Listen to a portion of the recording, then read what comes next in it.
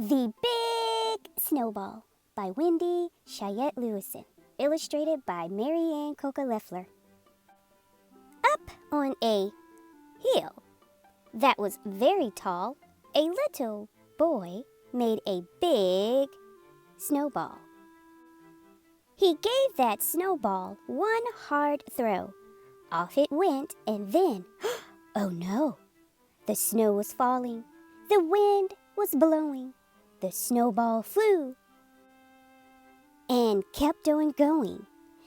It went past boys and girls on sleds. It went over everybody's heads.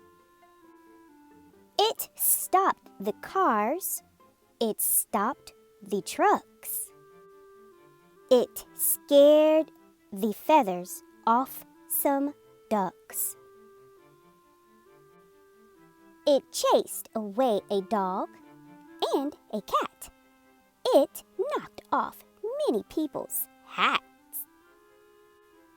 But still, the snowball did not stop. It flew into the ice cream shop. And while Miss Jones was on the phone, it dropped into an ice cream cone. Just then, the boy came in, of course. He was as hungry as a horse. He wanted something good to eat. So, with $1, he bought a treat. That's all. No more Snowball.